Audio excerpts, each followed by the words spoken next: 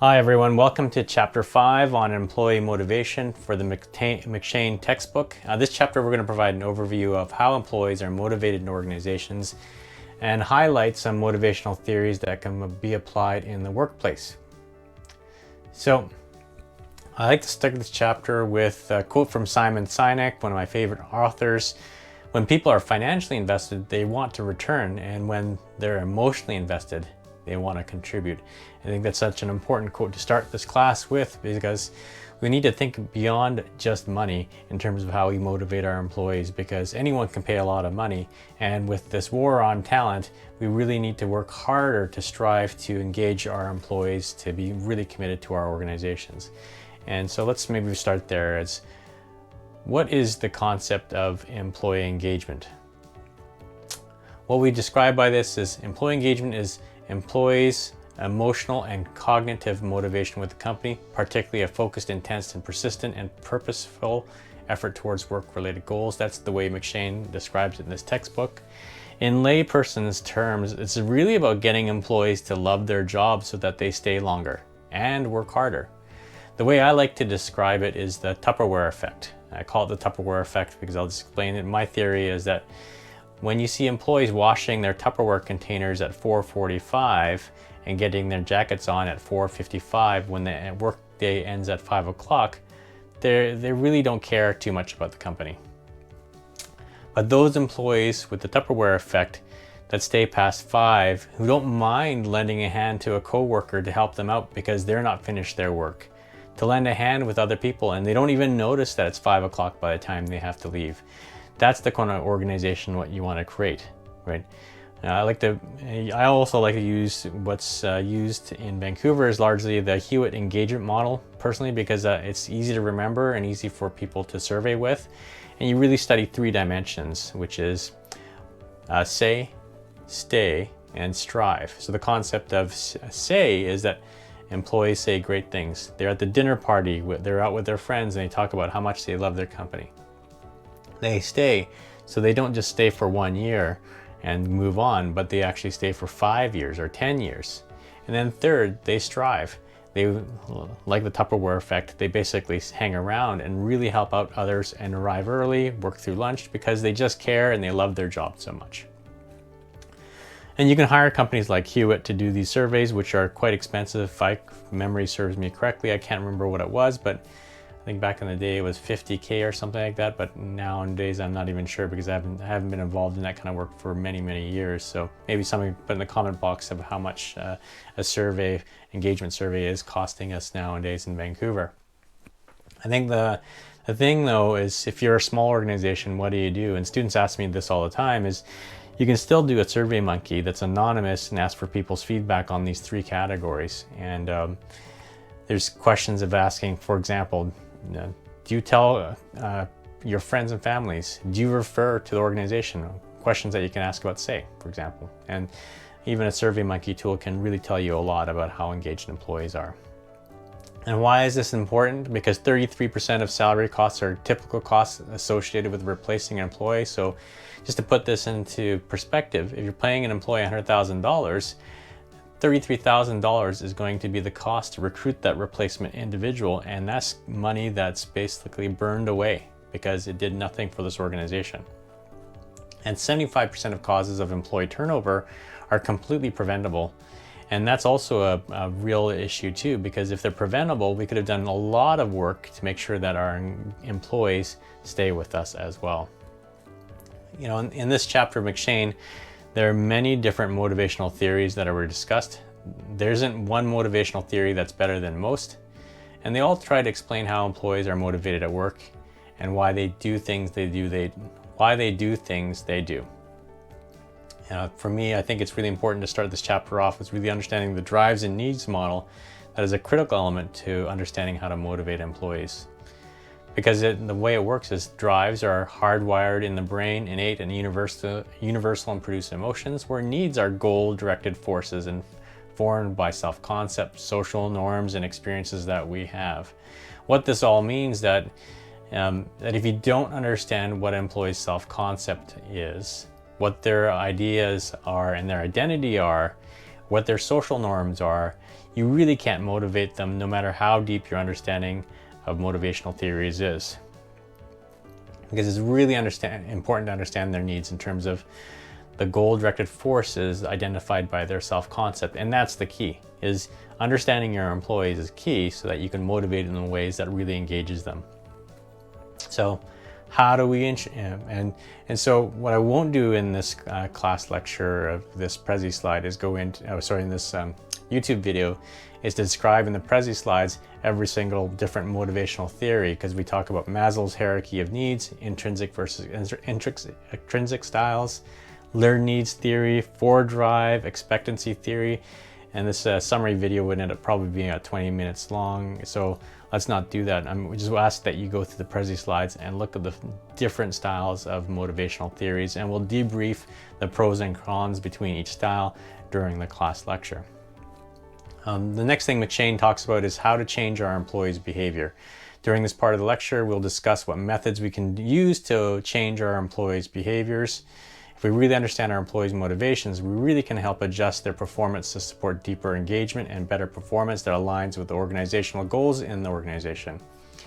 And I'm a big believer when it comes to managing performance that if you manage the behavior, the performance will come. I'll do a separate YouTube video one day on this concept, but if you manage behaviors, performance always seems to come in my perspective, and I'll talk a lot about the research that's behind that and the psychology. In addition to this section in McShane, this talks about, they mention a reference to strength-based coaching. I believe that all employees have these strengths and weaknesses, and no one's perfect. We're all human. We don't strive for perfection in your own employees, and you don't strive for perfection in yourself. Of course, you try really hard, but you're fallible. You're human. You aren't perfect. I'm not perfect. You're not perfect. So don't expect that from our employees. But my thinking is put employees in work that play to their strengths and ensure that you hire for diversity to fill those gaps of your managers as well, so that you've got a really strong team that's diverse and has good complementary skills as well. And as also strengths-based coaching, I think what we should talk about is that it's so important to align to their self-identities of who they think they are, what they think their strengths are, and what they believe they're good at. So play to that natural tendency in the workplace. And we'll talk more about that during the class lecture. One other thing that the class, McShane talks about is the social cognitive theory is also critical. It discusses how employees observe and how you manage, how they observe you managing others in the workplace, and anticipate consequences based off of that. And we see that actually being a pretty big motivator, is how you manage others is also critical. And we'll talk about another concept in the management theory, which I'll talk about, is when you're managing employee performance and motivating them, it's always important to be first and fast. What I mean by that is when you have low performers, you have to manage them quickly, because if you don't, then it naturally brings down the team's performance very quickly, because the social cognitive theory, as we just mentioned, shows that employees will see you not dealing with that employee and think that's normal behavior and lower their performance as it matches the team efficacy. So, which we talked about a few weeks ago as well. And during the class lecture, I'll also talk about the different types of feedback methods and tools that we can employ in giving feedback to our employees.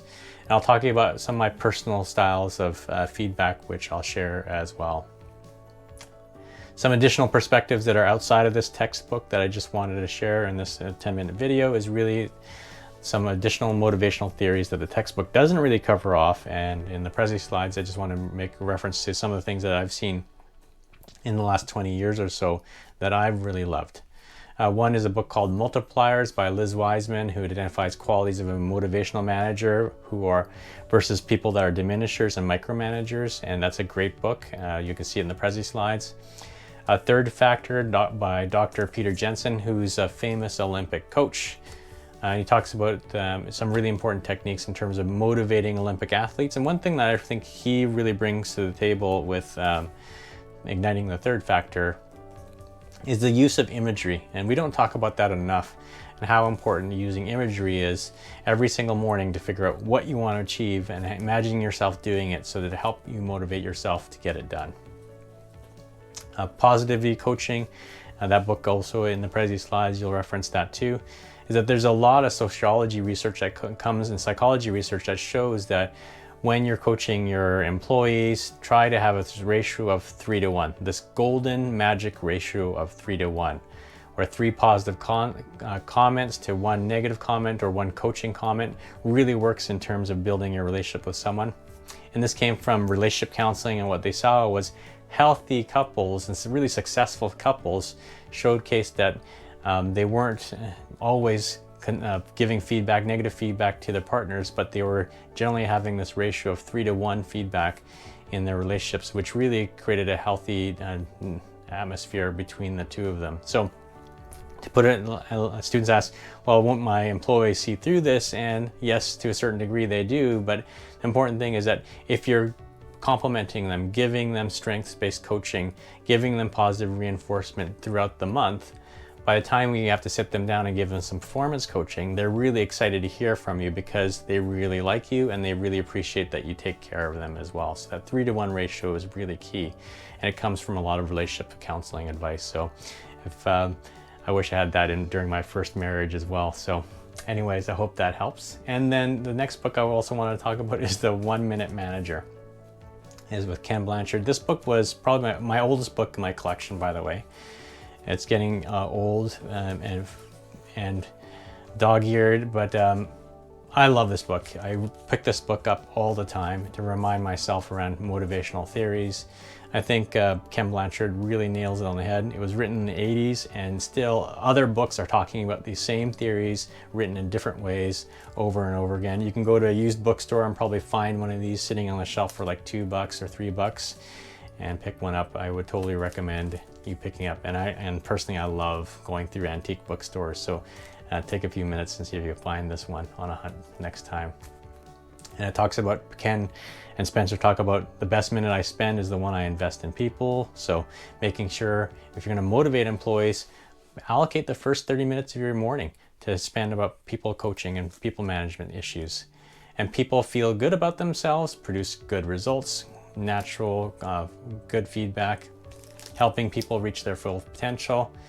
Everyone is a potential winner. Some people are just disguised as losers. Don't let their appearances fool you, and always begin with the behaviors and the results will follow. And these still remain fundamental coaching and motivational techniques as well. And the last piece is really around Robert Cialdini's book, famous book on the science of persuasion, really anchor piece for those in marketing and advertising. And one of the things that he really talks about is the importance of, if you want to motivate employees, make sure you're likable first, and make sure that there's also reciprocity working, where you help your employees before you ask for them to help you. And so these are some examples in the science of influence that Robert Cialdini really makes sense. And I've put a great RSA video in the Prezi slides for you to watch. So make sure you watch that video for sure, on Robert Cialdini's work and the 1-Minute Manager as well, because those are both really great views in the Prezi slides. So in summary, we'll talk about during the class lecture and how to engage employees in the workplace, different motivational theories, which I'll get into greater detail during the class lecture, and how to fix poor employee engagement during the class lecture as well. And so other than that, I will see you guys soon during Chapter 5 debrief. I'll talk to you guys soon. Bye.